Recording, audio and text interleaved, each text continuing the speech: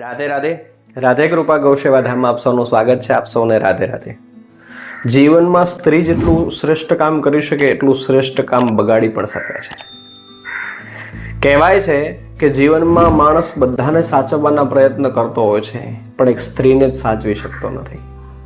સ્ત્રી એક એવું તત્વ છે કે હંમેશા ઘરને મંદિર બનાવી રાખવાની ક્ષમતા એની અંદર છે. પરિવારને જોડી રાખવાની ક્ષમતા એની પાસે છે. પરિવારના વિચારો, પરિવારની ઈચ્છાઓ, પરિવારનું માન સન્માન, પરિવારની પ્રતિષ્ઠા બધું જ રાખવાની ક્ષમતા એક સ્ત્રીમાં હોય છે ઘરની. અને ઘરની સ્ત્રીને જ્યાં સુધી સન્માન આપવામાં આવે ને ત્યાં સુધી માણસ બધી જ રીતે સુખી, સંપન્ન અને શાંતિ જીવન જીવી શકે છે. એક સમય એક સ્ત્રી અને પુરુષ બંને જણા બેઠા છે અને સ્ત્રીએ કોઈક નાની વાતની અંદર ઝઘડો થાય છે અને સ્ત્રી કહે છે પુરુષને કે હું એવી વ્યક્તિ છું કે જે તમારા ઘરને, તમારા પરિવારને જોડી શકું છું અને તોડી પણ શકું છું. ત્યારે એ પુરુષ કહે છે તારી ક્ષમતા હોય તો મારી ઇજ્જતને કાઢી બતાવ.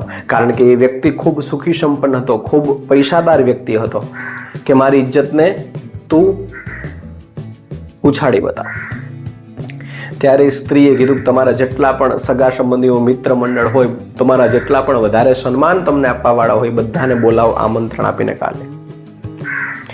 બીજા દિવસે બધા જ વ્યક્તિઓને, પરિવારના સદસ્યો, પોતાના મિત્ર વર્તુળ બધાને જેટલા પ્રેમ એને કરતા, જેટલા પોતાનું સર્વસ્વ માનતા એને બોલાવવામાં આવ્યા. બરાબર સમય થયો છે, વાત ચર્ચાઓ ચાલે છે, રાજી ખુશીથી બધા વાતો કરી રહ્યા છે. ત્યારે અંદરથી પોતાના સંતાનનો રોવાનો અવાજ આવ્યો.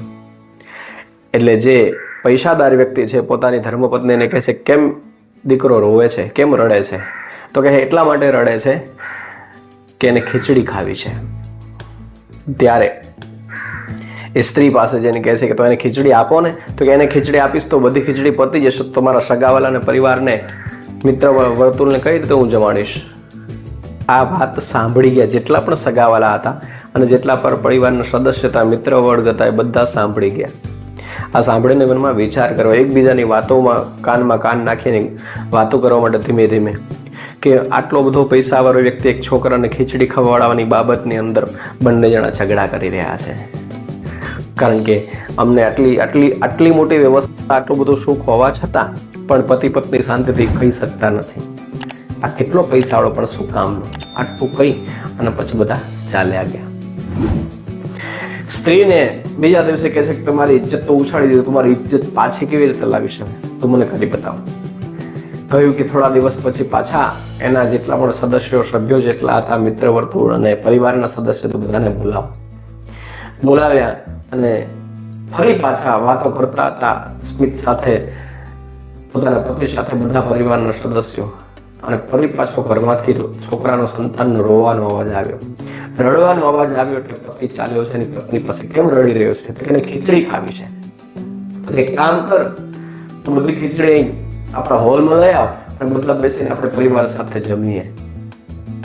ત્યારે જે ખીચડી બનાવેલી હતી બધા પરિવાર સાથે બેસી અને ખીચડી જમે છે. જ્યારે બધાની થાળીમાં ખીચડી પીરસાણી ત્યારે એની અંદર કાજુ, બદામ, કિશમિશ, અખરોટ, પિસ્તા બધા જ વ્યંજનો અને સુંદર મજાની ખીચડીનો સુગંધ જે હતો એ ખીચડીની જગ્યાએ બહુ મીઠાશ આપતો સ્વાદ હતો એવી મીઠાઈ એને બનાવેલી હતી, જે કાજુ, બદામ ને કિશમિશ વાળી હતી. એને ખીચડી નામ એને આપ્યું હતું. જેટલા પણ બધા જમવા બેઠા ખીચડી ખાધી, એ વ્યંજન ખાધું અને ખાઈને વિચાર કરવા લાગ્યા કે જો માત્ર ને માત્ર આટલી વસ્તુને પોતાની ખીચડી સમજીને આટલા સરસ મજાના વ્યંજન બનાવીને ખાતા હોય તો એ ખીચડીને શું માનતા હશે? અથવા કોઈ મોટા ભોગને, મોટા કોઈ મીઠાઈને, મોટા પદાર્થને શું માનતા હશે?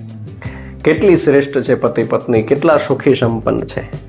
અને ફરી પાછી પતિને પોતાની ઇજ્જત પાછી આવી ગઈ છે. કહેવાનો અર્થ જીવનની અંદર જે સ્ત્રી આપી શકે ને ઇજ્જત પરિવારને, એ બીજું કોઈ આપી ના શકે.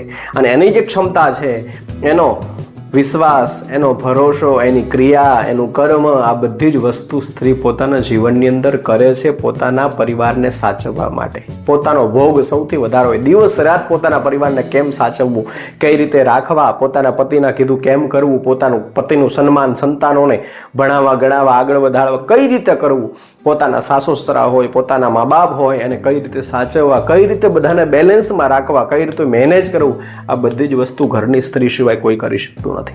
અને એ જેટલી મહેનત કરે છે બુદ્ધિ પ્રમાણે અને શારીરિક પરિશ્રમ દ્વારા, એ બધી જ વસ્તુ જે કરી શકે બીજું કોઈ કરી શકતું નથી. એટલે જીવનમાં યાદ રાખવું, જેટલી સ્ત્રીનું સન્માન કરવામાં આવશે, એને સાચવવામાં આવશે, એને સંભાળવામાં આવશે, એને માન સન્માન આપવામાં આવશે, તો જીવનમાં ક્યારે મારું તમારું માન જશે નહીં. જો સન્માન સાચવવું હોય તો સ્ત્રીને હંમેશા માન આપતા શીખવું પડશે. આ પ્રસંગ કેવો લાગ્યો જરૂરથી જણાવજો. અને રાધે કૃપા ગૌસેવા ધામ મારી ચેનલ સબસ્ક્રાઇબ કરજો, લાઈક કરજો, શેર કરજો. આપ સૌને રાધે રાધે.